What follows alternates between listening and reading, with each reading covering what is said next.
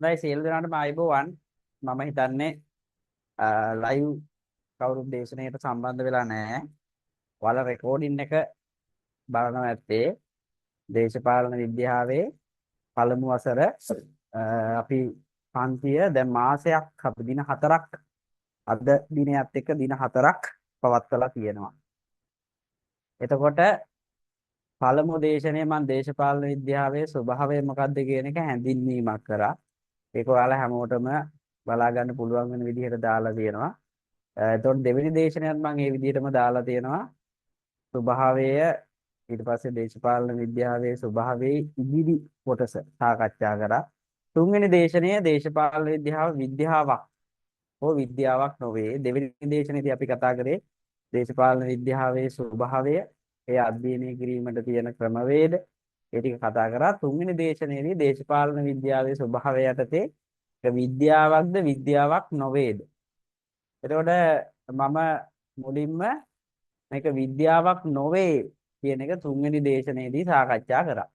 අද එතකොට මේක විද්‍යාවක් වේ කියන එක සනාථ කර ගැනීම සඳහා අවශ්‍ය පාඩම සාකච්ඡා කරන්න තියෙනවා. එතකොට මම කියලා දුන්නා දේශපාලන විද්‍යාව සමාජ විද්‍යාව විෂයක් නිසා මෙහි යම්තාක් දුරකට මේක විද්‍යාවක් වේ විද්‍යාවක් නොවේ කියලා මේක ගැන තර්ක කරනවා. හරිද? මේ ගැන තර්ක කරනවා. එතකොට කොටසක් මේක විද්‍යාවක් නොවේ කියලා තර්ක කරා. ඒ තර්ක කිරීමට අදාළ සියලුම කරුණු ගිය සතියේ දේශනාවේදී මම පැහැදිලි කරා. එතකොට මේ සතියේදී මම මේක විද්‍යාවක් වේ කියන අදාළ කරුණු පැහැදිලි කිරීමක් කරනවා. ඒකට ස්වභාවයේ යටතේ මේ සියලු කරුණු පිළිබඳව අධ්‍යයනය කළ යුතුයි. එතනින් පස්සේ අපිට දේශපාලන විද්‍යාවේ තියෙන විවිධ පැතිකඩ ස්වරූපයන් ගැන සාකච්ඡා කරන්න දෙනවා. එතකොට පළවෙනි පාඩම දේශපාලන විද්‍යාවේ ස්වභාවය කියන පාඩම අවසන් වෙනවා. මේ වෙද්දී ඔයාලට දේශපාලන විද්‍යාව විෂයක් විදිහට තෝරාගත්ත බොහෝ පිරිසක් මගේ YouTube එකට දාලා තිබුණු අපේ අපි මේ වෙද්දී 100කට වැඩි ප්‍රමාණයක් YouTube එකේ ඒ රෙකෝඩින් එක බලලා තිබ්බා. ඉතින් ඒත් එක්ක දෙවෙනි දේශනයත් මම YouTube එකට දාලා තිබ්බා. මේ දේශනයත් ඕන කෙනෙකුට දැන් link එකට සම්බන්ධ වෙනු බලන්න පුළුවන්. හැබැයි රෙකෝඩින් එක බලන්න බැහැ මුදල් ගෙවීමක් කරන්න නැතුව. එතකොට මුදල් ගෙවීමක් කරන්න තියෙන්නේ මාසෙකට රුපියල් 1000ක මුදලක් තමයි ගෙවීමක් කරන්න තියෙන්නේ. ඒ රුපියල් 1000 ගෙවීම කරලා අපේ කෝඩිනේටර් කෙනෙක් ඉන්නවා. ඒතොරේ කෝඩිනේටර්ට තමයි රිසිට් පත යවන්න ඕනේ. මුදල් ගෙවීම කරලා ලංකා බැංකු ශාඛාවට තමයි ගිණුම් අංකය තියෙන්නේ. මේ මුදල් ගෙවීම කරලා කෝඩිනේටර් රිසිට් පත යවන්න. එතකොට ඊළඟ මාසේ, ඒ කියන්නේ මේ මාසේ ඉඳලා දිගටම දේශන වලට සම්බන්ධ වෙන්න පුළුවන්. අපි ඉරිදා සාමාන්‍යයෙන් 3-5 නැත්නම් 4-6 ඔය අතර කාලේ හැම ඉරිදාවකම දේශන පැවැත්වෙනවා. ඒ වගේම මම ඉල්ලීමක් කරනවා මේ විෂය ලස්සනට ඉගෙන ගන්න, මේ විෂය තේරෙන්න ඉගෙන ගන්න, මේ විෂයේ පදනම න්‍යායන්, සංකල්ප, මතවාද න්‍යායාත්මකව සරලව මොකද එතකොට මේ ප්‍රචාරණය හරහා තමයි මගේ පන්ති වලට ගොඩක් ළමුන් සම්බන්ධ වෙන්නේ. ඒ නිසා පන්තිය ගැන ඔයාලගේ යහළුවෝ විවිධ සෙමිනාර්ස් වලට එද්දි ගෲප් හදලා තියෙනවා. මේ ගෲප් වලට පන්තිය ගැන පොඩි ප්‍රචාරණයක් ලබා දෙන්න කියලා මම කාරුණිකව ඉල්ලා සිටිනවා. රයිට්. එහෙනම් අපි දැන් සම්බන්ධ වෙමු දේශපාලන විද්‍යාවට අදාළ අපේ දෙවෙනි දේශනේ හතරවෙනි දේශනේ අද කොටස තමයි දේශපාලන විද්‍යාව විද්‍යාවක් වේ කියන තරගය. එතකොට මේ විෂය විද්‍යාවක් වේ කියනවත් විවිධ දාර්ශනිකයෝ ගණනාවක් සිටිනවා. මේ විෂය විද්‍යාවක් වේ කියන්නේ විවිධ දාර්ශනිකයන් ගණනාවක් සිටිනවා. එතකොට මේව දාර්ශනිකයන් අතර ඔවුන්ගේ ප්‍රධාන තර්කයක් වෙන්නේ දේශපාලන විද්‍යාවත් විද්‍යාත්මක විෂයන් මෙන් දත්ත තොරතුරු ඇසුරෙන් දත්ත තොරතුරු එකතු කරලා මේක විද්‍යාත්මකව අධ්‍යයනය කරන්න පුළුවන් විෂයක්. මේ විෂය විද්‍යාත්මකව අධ්‍යයනය කළ හැකි විෂයක්. එතකොට මේ විෂය ඇතුලේ තියෙන සංකල්ප, මතවාද, න්‍යායන් දත්ත තොරතුරු ඔස්සේ අධ්‍යයනය කරන්න පුළුවන්. විද්‍යාගාරයේ විදිහට යොදා ගන්න පුළුවන් සමාජය නැමැති ආයතන. මිනිසුන්ගේ දේශපාලන හැසිරීම ක්‍රියාවලි සියල්ල සමාජය තුල පවතින්නේ. සමාජය කියන ක්‍රියාවලිය ඇතුලේ දේශපාලන විද්‍යාව විද්‍යාත්මකව හදාරන්න පුළුවන්. පසු කාලයේ දේශපාලන විද්‍යාව විද්‍යාත්මකව හදාරන්න විද්‍යාත්මක අධ්‍යයන ප්‍රවේශයකුත් ආවා. ඒ විද්‍යාත්මක අධ්‍යයන ප්‍රවේශයේ ප්‍රධාන තර්කය උනේ දත්ත තොරතුරු මත ආනුභවික පර්යේෂණ ඔස්සේ දේශපාලන විද්‍යාව හදාරන්න පුළුවන්. විද්‍යාත්මකව හදාරන්නේ මිනිසුන්ගේ දේශපාලන හැසිරීම. වෙන මොනවත් දේවල් නෙමෙයි. මිනිසුන්ගේ දේශපාලන හැසිරීම තමයි විද්‍යාත්මකව හදාරන්නේ. ඒ විද්‍යාත්මකව හැදෑරීම මගින් හැකියාව ලැබෙනවා විවිධ නිගමන වලට විද්‍යාත්මක නිගමන වලට පැමිණෙන්න. ඒ හින්දා දේශපාලන විද්‍යාව විද්‍යාවක් වේ කියන කරුණ අපි සනාථ කරගන්න යන්නේ. එහෙනම් මේකට අදාළ මූලික හැඳින්වීම අපි ලියාගෙන ඉමු. හරිද? මේකට අදාළ මූලික හැඳින්වීම ලියාගෙන ඉමු. එතකොට රෙකෝඩින් එක බලද්දී සම්පූර්ණයෙන්ම ස්ක්‍රිප්ට් නොකර සටහන ලියා ගන්න ගිය සතියේ සටහනට අදාළ කරගෙන. හොඳයි. එහෙනම් මෙහෙම ලියා ගන්න. මෙහෙම ලියා ගන්න. දේශපාලන විද්‍යාව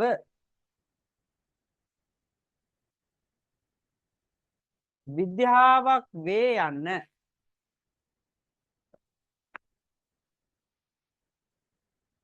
දේශපාලන ස්වභාවය යටතේ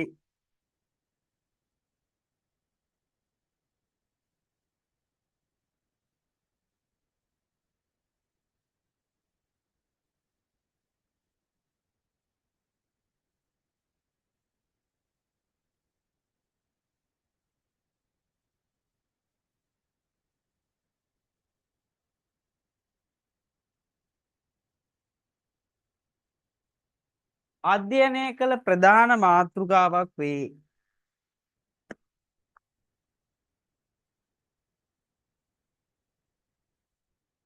මේ යටතේ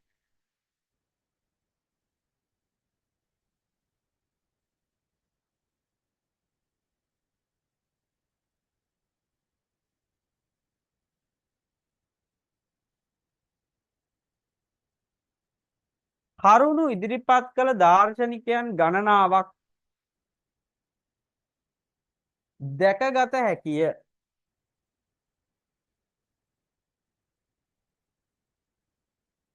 ග්‍රීක දාර්ශනික ඇරිස්ටෝටල්,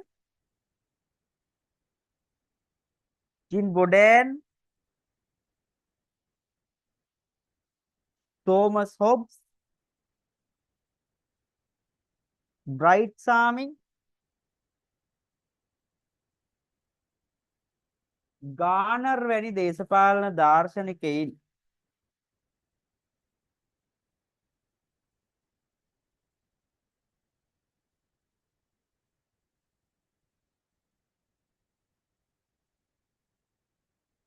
දේශපාලන විද්‍යාව විද්‍යාවක් වේ යන්නට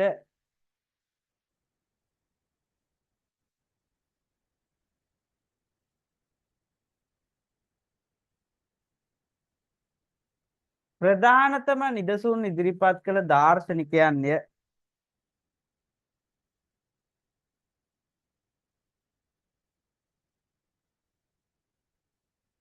කෙසේ වුවද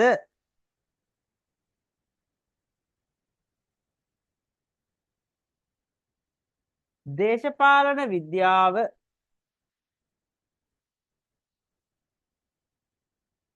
නියම විද්‍යාවක්ද යන්න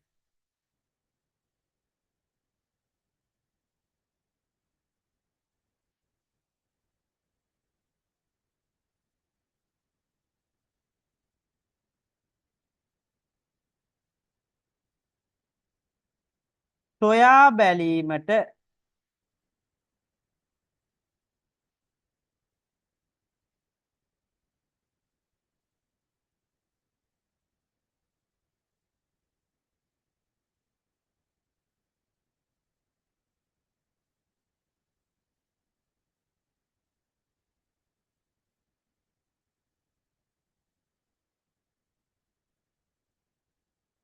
හේතු වූ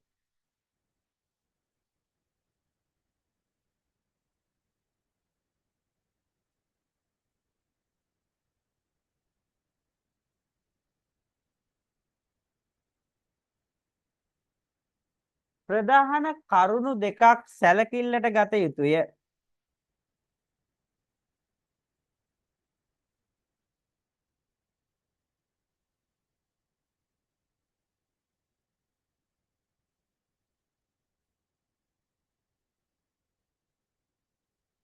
එනම්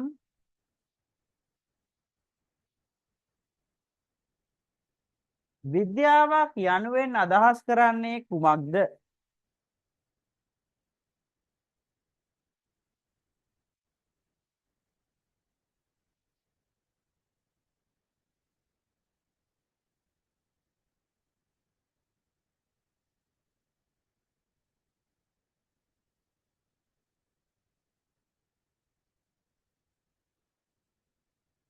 විද්‍යාවේ මූලික ගුණාංග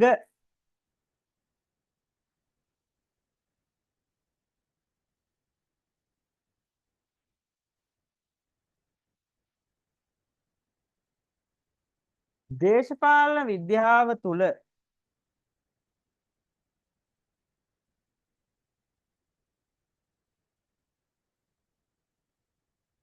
අන්තර්ගත වනවාද?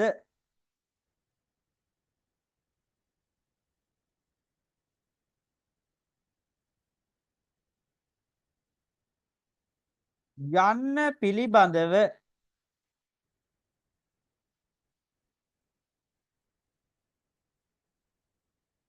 වඩාත් විමසුම් සහගතව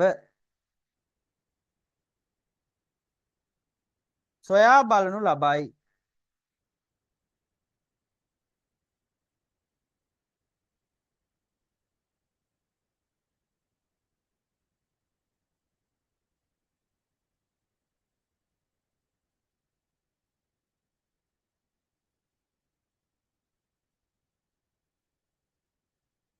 යම් විෂයක් පිළිබඳව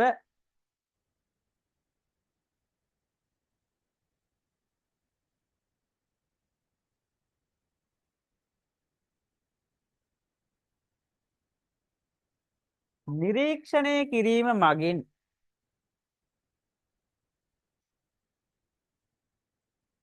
ලබා ගන්නා දැනුම් සම්භාරය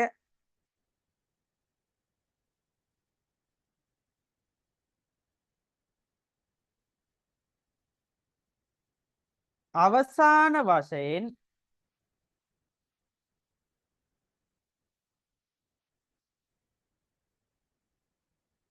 ද්‍රව්‍යාත්මක මාර්ගයෙන් ඔප්පු කිරීමට ඇති හැකියාව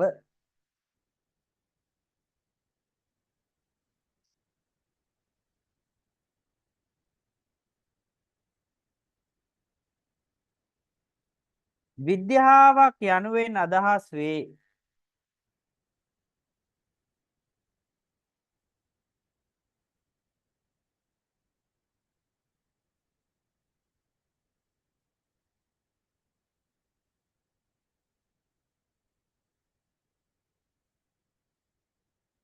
මහාචාර්ය ගානර් දක්වන ආකාරයට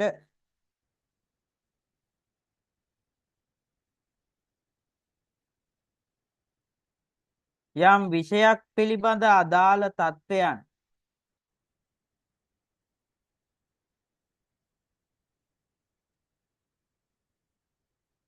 එකට ගලපමින්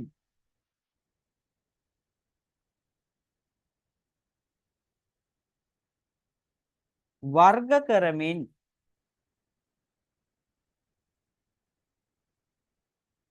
නිරීක්ෂණය කරමින්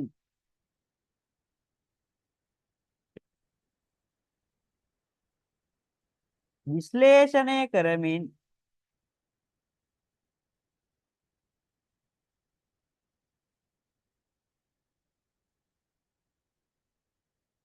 අවසාන වශයෙන් ලබා ගන්නා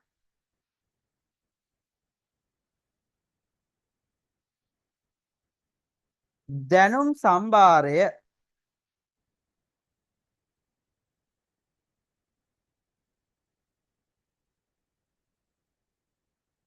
විද්‍යාවක් ලෙස සැලකිය හැකිය.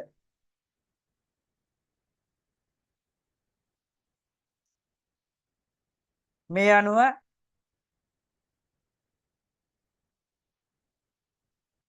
විද්‍යාවක් යනු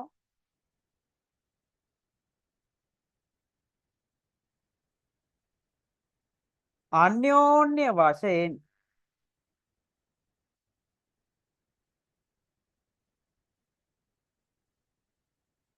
එකිනෙකට සම්බන්ධ මූලිකාංග කිහිපයක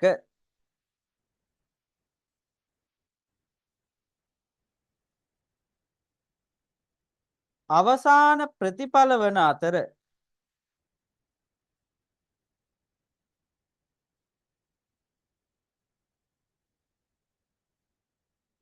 එවැනි මූලිකාංග කිහිපයක්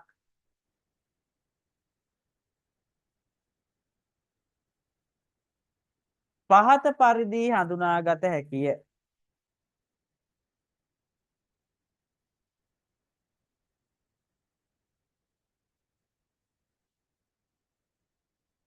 එනම්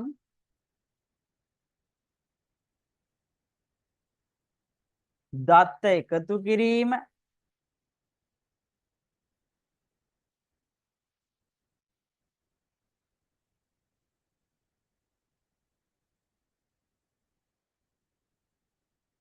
ඒවා පිළිවෙලකට යා කිරීම,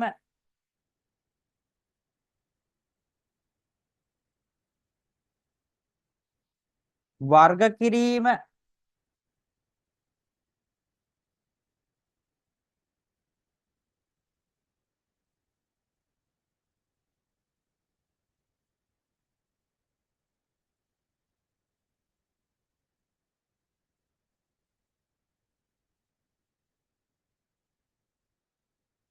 අවසාන නිගමනවලට එළඹීම,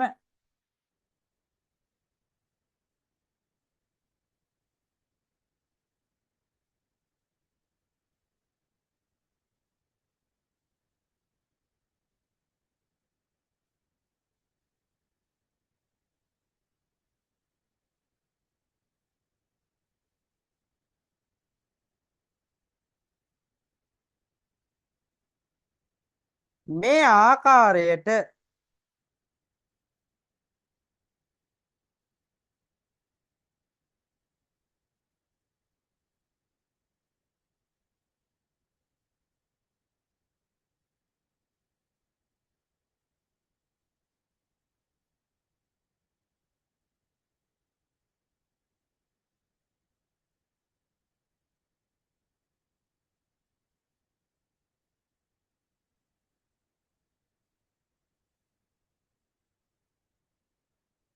යම් නිගමනවලට පැමිණීම විද්‍යාත්මක ක්‍රමවේදයේ ස්වභාවය බව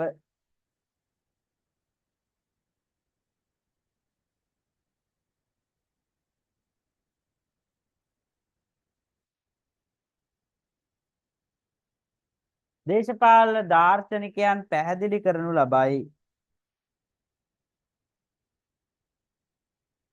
කෙසේ නමුත්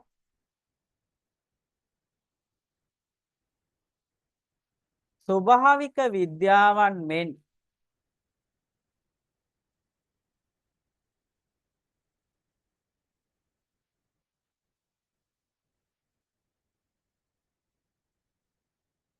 සියයට සීයක්ම පර්යේෂණ මතම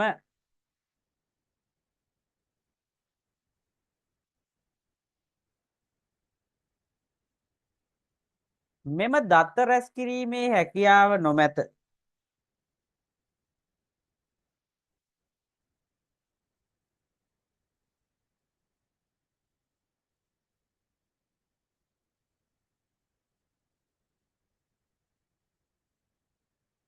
එම නිසා දේශපාලන විද්‍යාව තුළ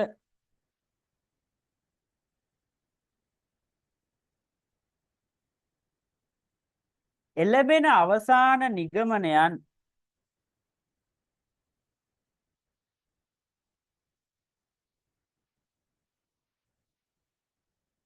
සියයට සීයක්ම නිවැරදි නොවිය විය හැක.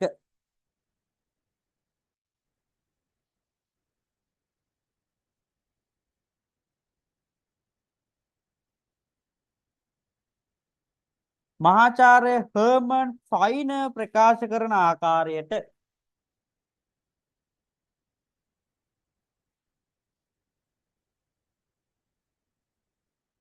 දේශපාලන විද්‍යාඥයෙකුට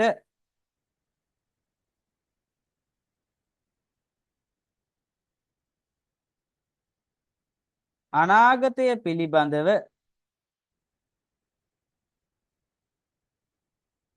100% නිවැරදි ප්‍රකාශ කළ හැකි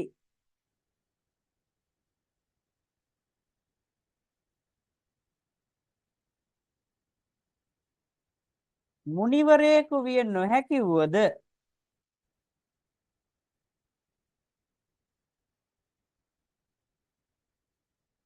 අනාගතය පිළිබඳ අදහසක් ලබා දිය හැකිය.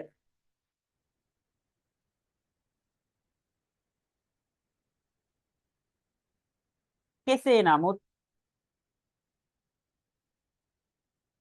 සමස්තයක් ලෙස ගෙන බලන විට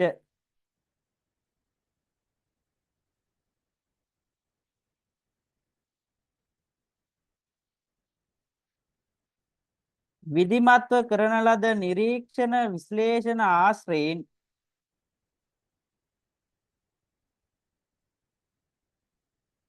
විධිමත් දැනුම් සම්භාරයක් ගොඩනැගීමට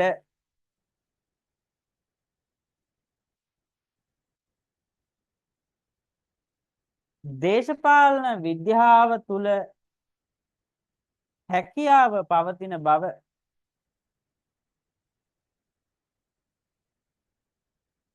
මේ පිළිබඳ අදහස් දක්වන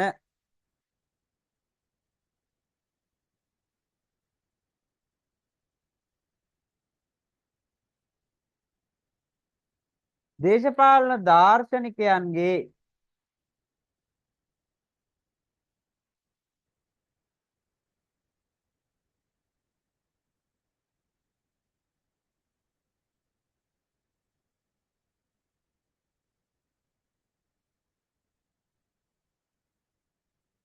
අදහසයි.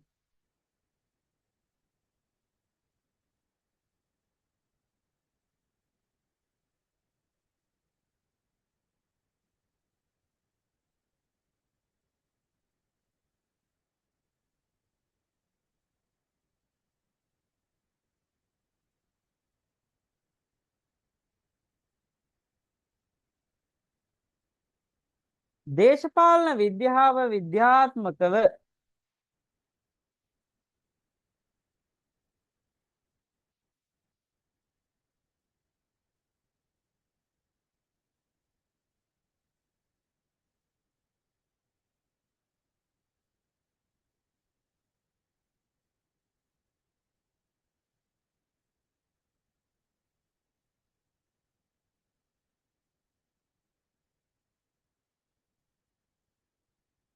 අධ්‍යයනය කිරීම සඳහා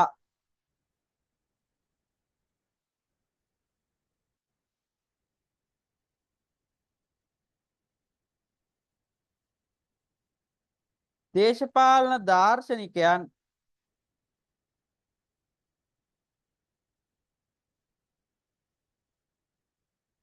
ගණනාවක් විද්‍යාත්මක චර්යාවාදී අධ්‍යයන ප්‍රවේශයේ ගොඩනගා ඇත.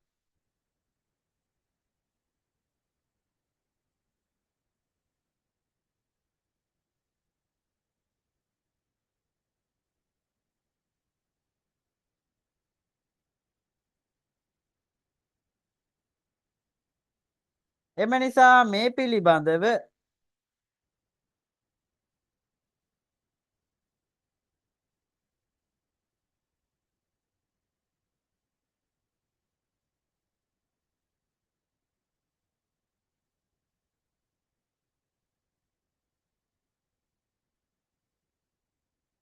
වඩාත් විමසිලිමත්ව සාකච්ඡා කිරීම ඉතාමත් වැදගත් වේ.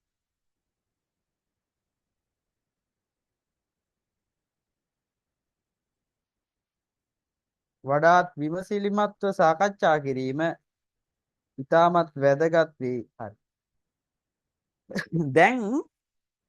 දැන් අපි මේ සාකච්ඡාවේ දැන් මේ එපිසෝඩ් ටික ඔයාලා හරි පිළිවෙලට බලාගෙන යන්න ඕනේ. හරිද?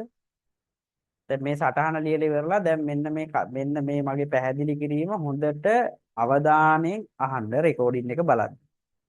මේ සාකච්ඡාව ඇතුලේ අපි පැහැදිලිවම කතා කරනවා මේ දේශපාලන විද්‍යාව ස්වභාවය. ඒතකොට මේක අපි මුල් එපිසෝඩ් එකේ මම කියලා දීලා තියෙනවා මේක ක්‍රිස්තු පූර්ව 4 වෙනි සියවසේ ආරම්භ වුණා ග්‍රීක ගුරුකුලයක් ඇරිස්ටෝටල් ප්ලේටෝ ආරම්භක දාර්ශනිකයෝ වෙනවා. හරිද? ඊට පස්සේ මේක සියවස් ගණනාවක් සිට විකාශනය වෙලා වර්ධනය වෙලා තියෙනවා. මේක විවිධ ගුරුකුල වලින් යුක්තයි. මේ කතාව අපි ඉගෙන ගත්තා. ඊට පස්සේ දෙවනුවට අපි කතා කරා මේ විෂය ශාස්ත්‍රීයව හදාරන කණ්ඩායමක් ඉන්නවා. දැන් මේ ඔයාලා අපි වගේ කට්ටිය ඊළඟට මේ විෂය ශාස්ත්‍රීයව හදාරන්නේ නැති නේද මේ විෂය ගැන එහෙම අවබෝධයක් නැති නමුත් රාජ්‍ය පාලනය ඒ සම්බන්ධයෙන් අදහස් දක්වන ඒ සම්බන්ධයෙන් හිතන පතන ඒවාට සම්බන්ධ වෙන වෙනම රටේ පුරවැසි ප්‍රජාවක් ඉන්නවා. ඒ හින්දා මේක නූතනයේ දේශපාලනය කියන එක සමාජයත් සමග බද්ධ වෙච්ච දෙයක්. සමාජ භාවිතයක් වේ කියන එක අපි ඉගෙන ගත්තා. ඊට පස්සේ තුන්වෙනියට මේක මේ විද්‍යාවක්ද විද්‍යාවක් නොවේද? එතකොට මම තුන්වෙනි දේශනයේදී මේක විද්‍යාවක් නොවේ කියන එකට අදාළ කරුණු පැහැදිලි කිරීම සටහන ලබා දුන්නා. එතකොට ඒකට අදාළ රෙකෝඩින්ග්ස් ඔයාලා බලලා නැත්නම් මම ඒකත් YouTube එකට යොමු කරන්න. මේ මාසේ සම්පූර්ණයෙන්ම YouTube එකේ මේ දේශන බලන්න පුළුවන් ඔයාලට. එතකොට ඊළඟ ගිය මාසෙට අදාළව තමයි මේ දේශනය පැවැත්වෙන්නේ.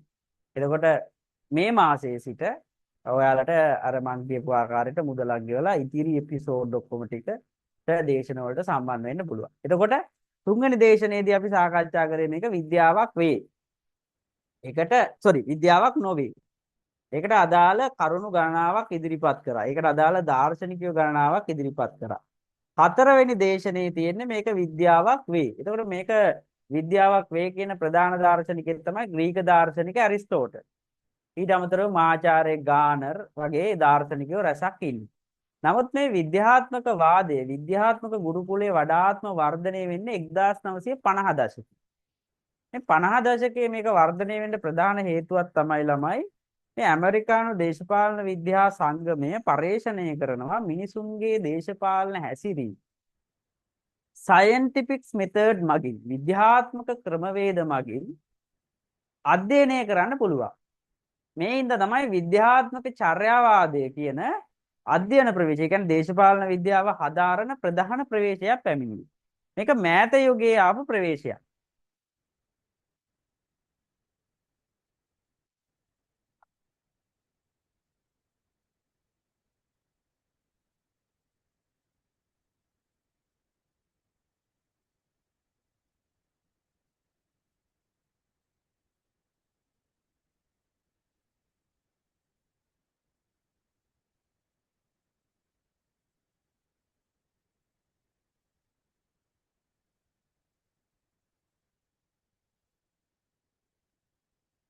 එතකොට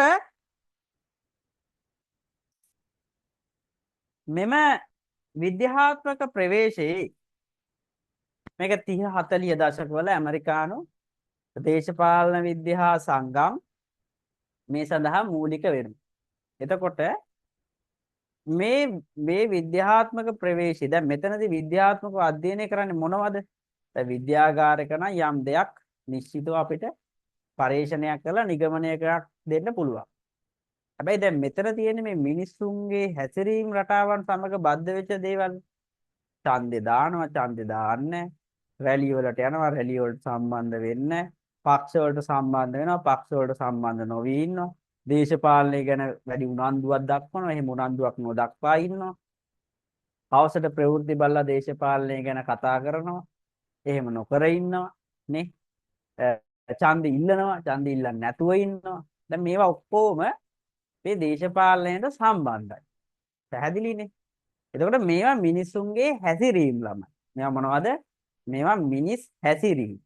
එතකොට මේ මිනිස් හැසිරීම් කොහොමද විද්‍යාත්මකව අධ්‍යයනය කරන්නේ? මේ සඳහා ප්‍රධාන මූලධර්ම හතරක් මේ විද්‍යාත්මක ධාරාව පිළිබඳව ස්ටඩි කරපු ඇමරිකානු දේශපාලන විද්‍යා සංගමය සහ ඒට අදාළ දාර්ශනිකව පැහැදිලි කරා.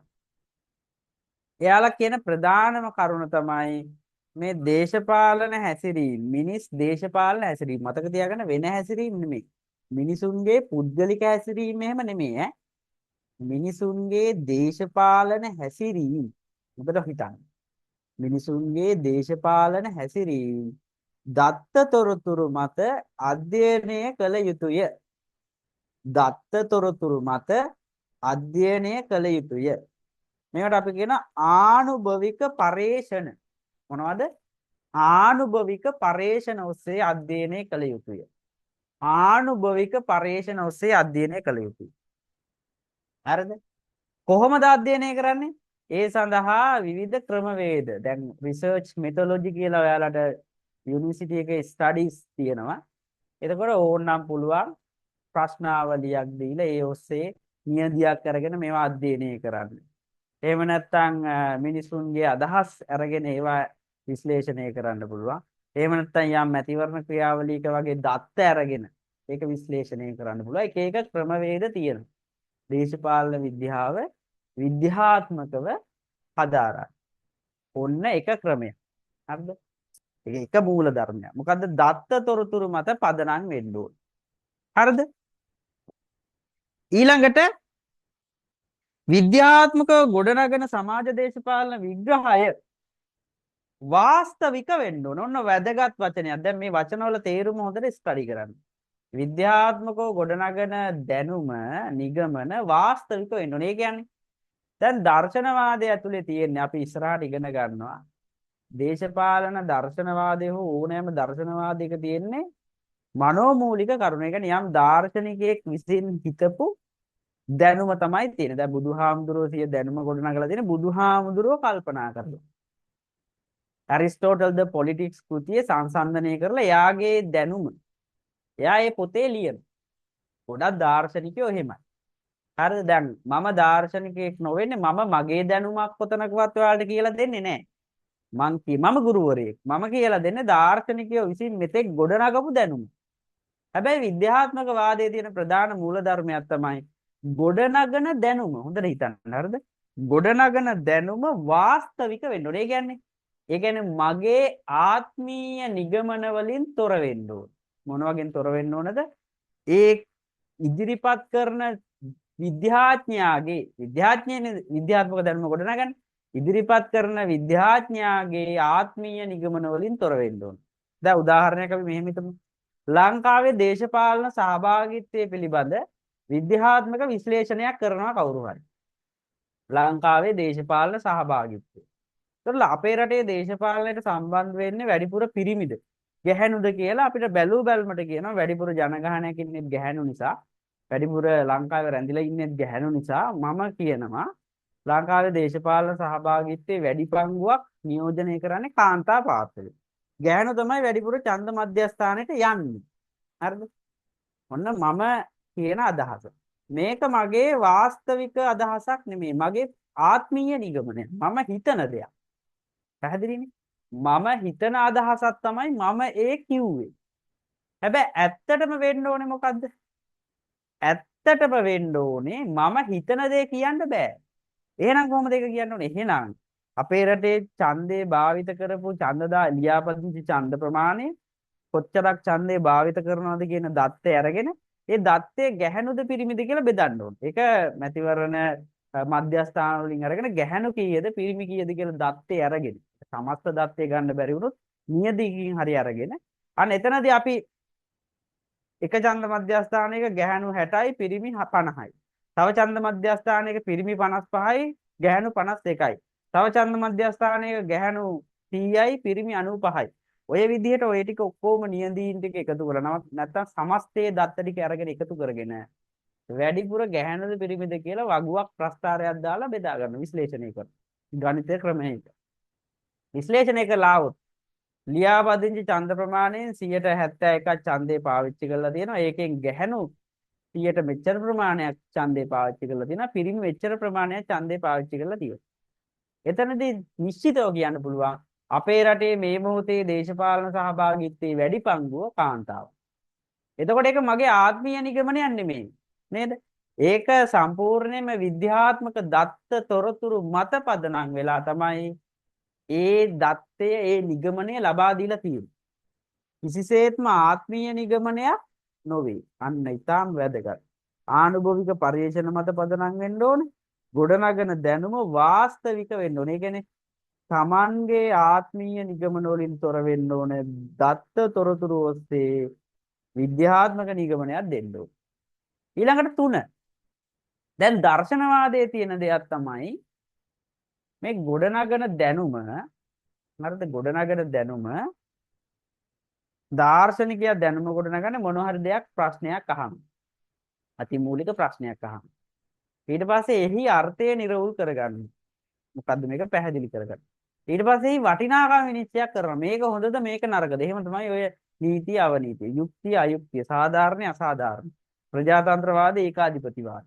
මේවා පිළිබඳව මිනුම් දඬු හොඳ නරක පාලන ක්‍රම පිළිබඳ මිනිසු මේ දැනුම ගොඩනගාගෙන තියෙනවා. මිනිසු යම් අවබෝධයක් අරගෙන තියෙන්නේ ආන්ගේ දර්ශනවාදයේ දැනුම ගොඩනැගීම මගින්. හැබැයි විද්‍යාත්මක වාදයේ තියෙන දෙයක් තමයි පවතින දේ පැහැදිලි කරනවා මිසක් දැන් දර්ශනවාදයේ තියෙන පවතින දේනව පැවතිය යුතු දේ. මෙහෙම වෙන්න ඕනේ කියලා දර්ශනවාදයේ දැනුම ගොඩනගනවා. වඩාත් හොඳ දේ මේකයි කියලා. හැබැයි විද්‍යාත්මක වාදේ පවතින දේ පැහැදිලි කරනවා. ලංකාවේ ඡන්දදායක සහභාගීත්වයේ වැඩිපුර කාන්තාවක්. ඒක හොඳද නරකද කියලා කියන්නේ. පැහැදිලිද? ඒක හොඳ දෙයක්ද නරක දෙයක්ද කියලා කියන්නේ නැහැ. ඒක කියන්නේ ඒක පැහැදිලිව කියන්නේ පවතින දේ මෙන්න මේකයි. ඒ හින්දා විද්‍යාත්මක වාදයේ ප්‍රධාන මූල ධර්මයක් තමයි වටිනාකම් විනිශ්චයන්ගෙන් නිදහස් ඥානයක් මෙතන තියෙන්නේ. කියන්නේ හොඳ නරක වෙන් කිරීමක් නැහැ. වටිනාකම් විනිශ්චය කිරීමක්, ප්‍රතිමානී ගොඩනැගීමක්, හොඳ නරක වෙන් කිරීමක්, විනුන්දඩු ලබා දීමක් සිද්ධ වෙන්නේ නැහැ. වටිනාකම් විනිශ්චයන්ගේ නිදහස් ඥානය කියන්නේ ඒකයි. හරිද? නිදහස් කරනවා. හොඳ නරක වෙන් කරන්නේ පවතින දේ පැහැදිලි කරනවා. ඔන්න ඔය මූලධර්ම තුනට අනුකූලව තමයි මිනිසුන්ගේ දේශපාලන හැසිරීම විද්‍යාත්මකව අධ්‍යයනය කරන්නේ. එහෙම විද්‍යාත්මකව අධ්‍යයනය කරලා ගොඩනගන දැනුම නිසා දේශපාලන විද්‍යාවක් වේ කියලා නූතන දේශපාලන දාර්ශනිකයන් විද්වතුන් මේක විද්‍යාත්මක වාදයට අදාළව සිදු කරනවා කියන එක පැහැදිලි කරනවා. ඒ හින්දා නූතනයේ පිළිගන්නවා දේශපාලන විද්‍යාවත් ස්වභාවික විද්‍යාවත් තරම් නැති වුණත් මේ යම් විද්‍යාත්මක ක්‍රමවේදයකට අධ්‍යයනය කරන්න පුළුවන් කියලා. හැබැයි දර්ශනවාදී දාර්ශනික අධ්‍යයන ප්‍රවේශකරුවන් මේක දැඩිව විවේචනය කරනවා. එයාලා කියනවා මේක මේ මිනිසුන්ගේ දේශපාලන හැසිරීම මෙහෙම විද්‍යාත්මකව අධ්‍යයනය කරන්න බෑ. බොහොම පටු සීමාවන් තමයි අධ්‍යයනය කරන්නේ. මේ ඔස්සේ නිශ්චිත දැනුම ගොඩනැගීමට අපහසුයි කියන ඒ විවේචනත් මේ විද්‍යාවක් වේ කියන එකට පවතිනවා. කෙසේ නමුත් කොටසක් පිළිගන්න මෙන්න මේ මූල ධර්ම නිසා දේශපාලන විද්‍යාවක් වේ කියන එක. හරි. අපි ඔය කොටස සටහන් කරගෙන එතකොට මේ පාඩමේ සම්පූර්ණ පළවෙනි පාඩමට අදාළ මූලිකම කොටස් ටික අවසන් වෙනවා. අපි ඔය කොටස ලියාගෙන අවසන් කරමු දේශනේ. රයිට්. ලියා ගන්න මෙහෙම.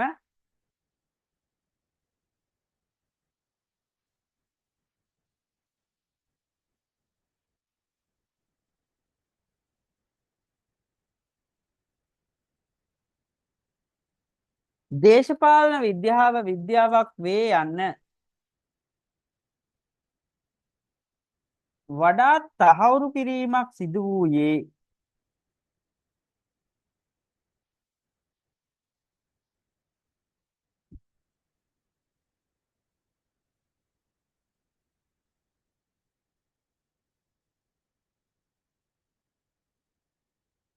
විද්‍යාත්මක චර්යාවාදයේ ප්‍රවේශයේ මගින්ය.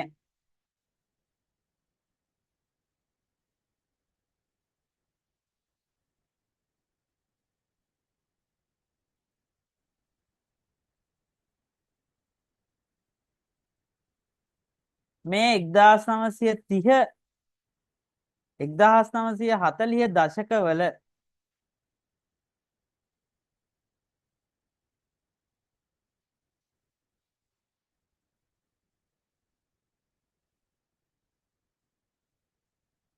ප්‍රධාන වශයෙන්ම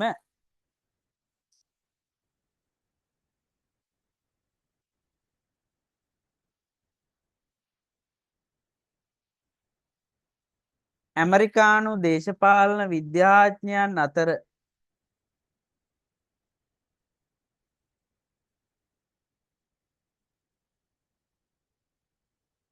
ප්‍රචලිත වූ අදහසකි.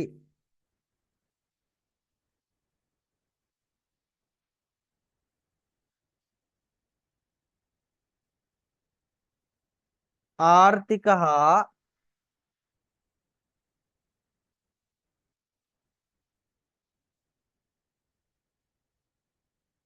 සමාජ විද්‍යාඥයන් අතර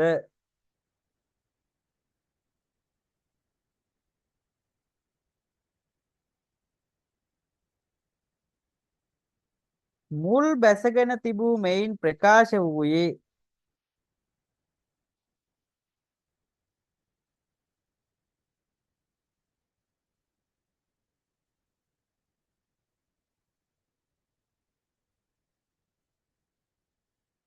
සමාජය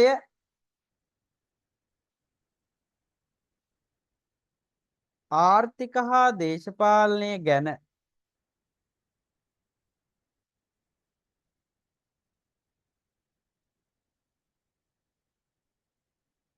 අධ්‍යයනය කිරීම සඳහා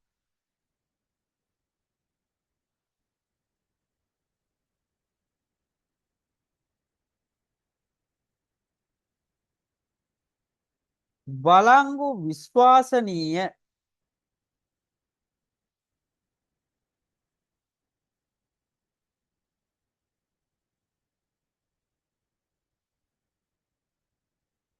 නිවැරදි දැනුම ගොඩනැගිය යුතු බවයි.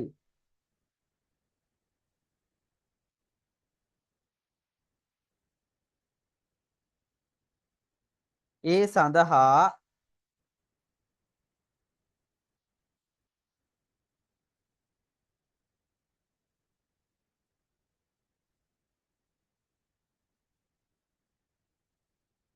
විද්‍යාත්මක ආනුභවික විධි ක්‍රමය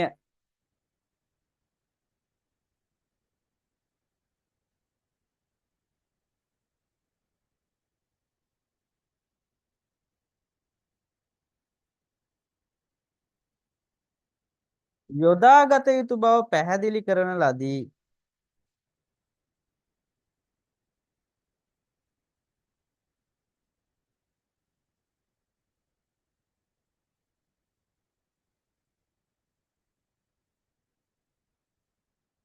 මෙම විද්‍යාත්මක චර්යාවාදය තුළ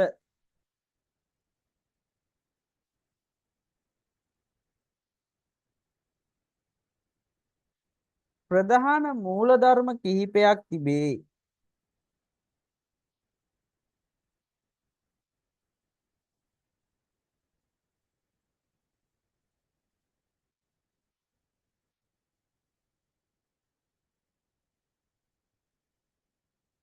එනම් ආනුභවික පර්යේෂණ වෙතින් ලබා ගන්නා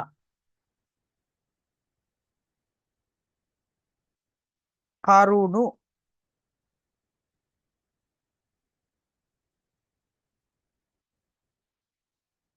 සාක්ෂි සහ දත්ත මත පදනම්ව දැනුම නිෂ්පාදනය කිරීමයි.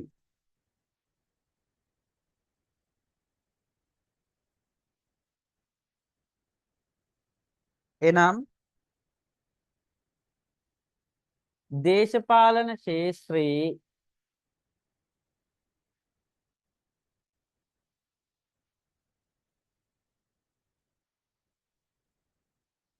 නිරීක්ෂණය කළ හැකි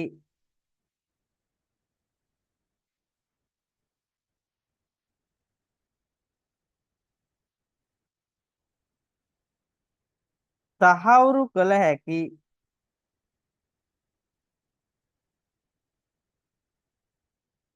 ප්‍රපංච පිළිබඳව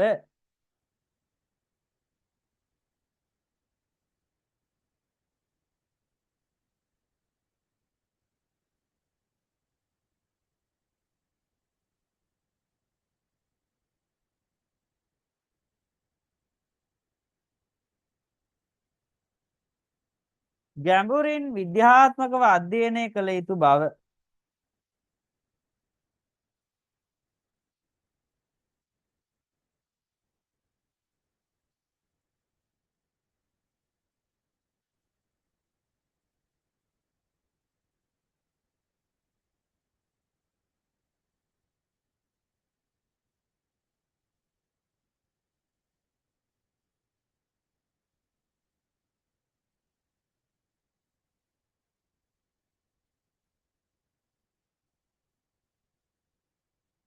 මෙමගින් පැහැදිලි කරේ. දෙවැනි විද්‍යාත්මක මූලධර්මය වන්නේ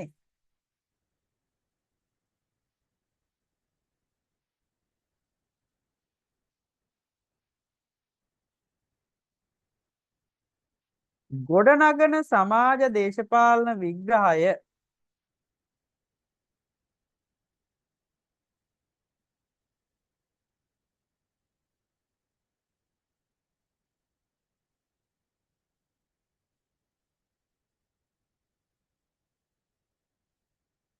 වාස්තවික විය යුතු බවයි.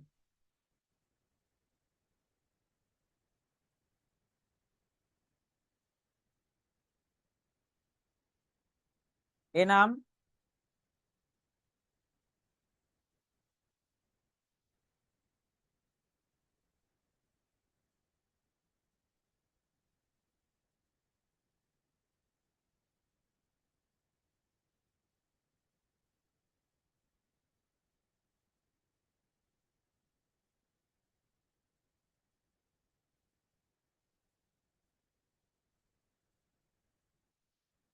විද්‍යාත්මකව ගොඩනගන ඥානය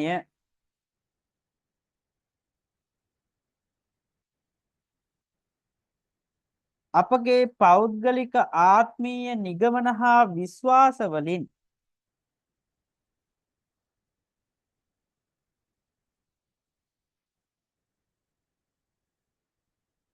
තොරව ගොඩනැගිය යුතු බව මින් පැහැදිලි කරයි.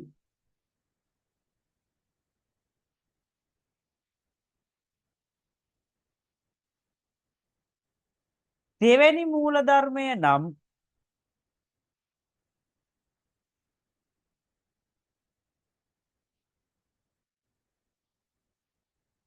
සමාජ දේශපාලන ප්‍රපංච පිළිබඳව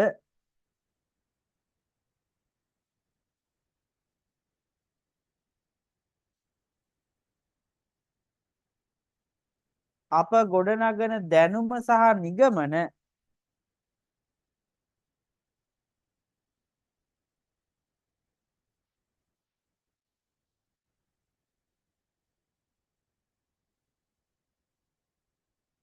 වටිනාකම් විනිශ්චයන්ගෙන් තොර විය යුතුය.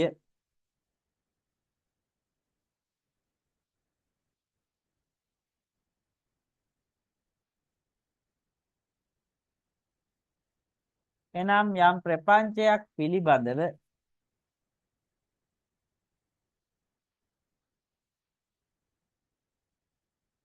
හොඳ නරක යහපත අයහපත පිළිබඳ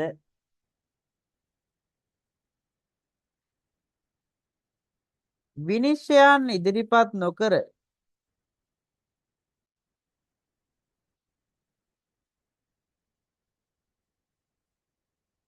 පවතින දේ පිළිබඳව නිගමනය ඉදිරිපත් කළ යුතු වේ.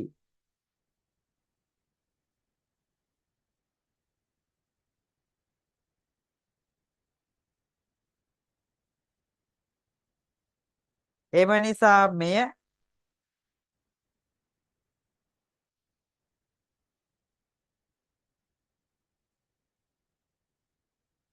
වටිනාකම් විනිශ්චයන්ගේ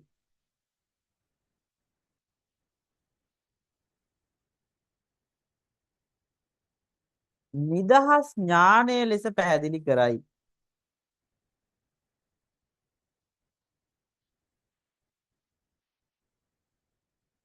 මෙම මූලධර්ම ඔස්සේ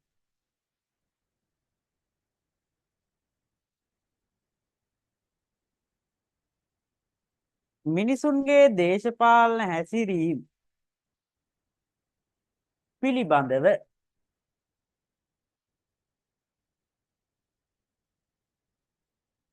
දත්ත තොරතුරු ඔස්සේ අධ්‍යයනය කළ අවස්ථා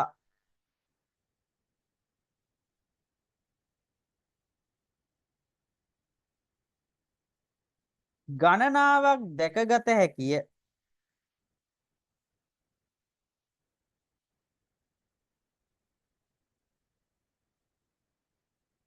විශේෂයෙන්ම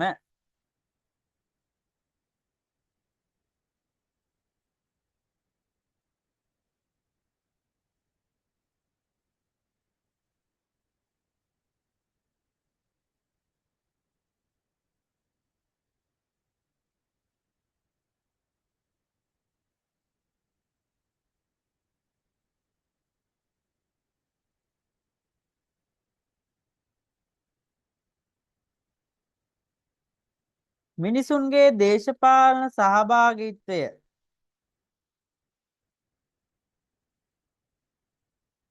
වැඩි වශයෙන් සිදුවන්නේ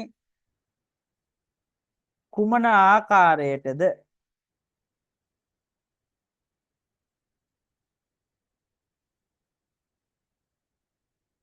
ඡන්දය ලබා දීමේදී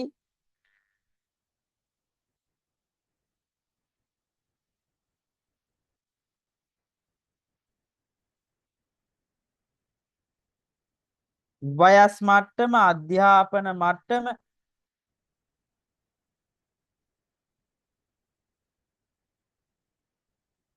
ස්ත්‍රී පුරුෂ භාවය,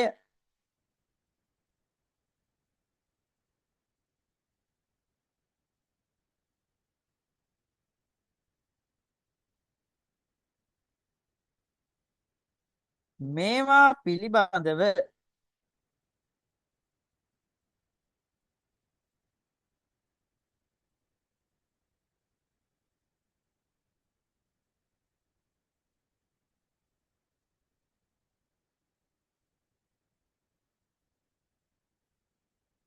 ඉතාමත් ගැඹුරින් අධ්‍යයනය කිරීමට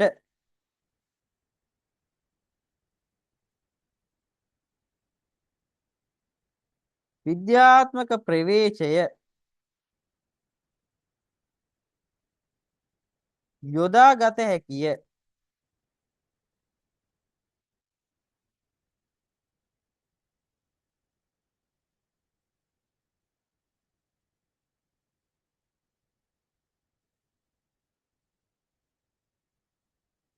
මෙවැනි කරුණු නිසා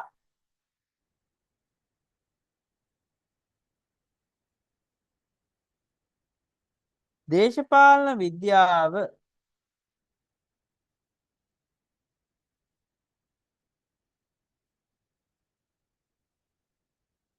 විද්‍යාවක් වේ යන්න ඇතැම් දේශපාලන දාර්ශනිකයින් සනාථ කර තිබේ.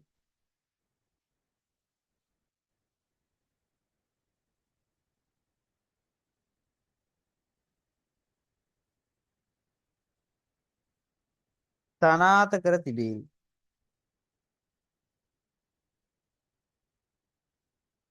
හරි.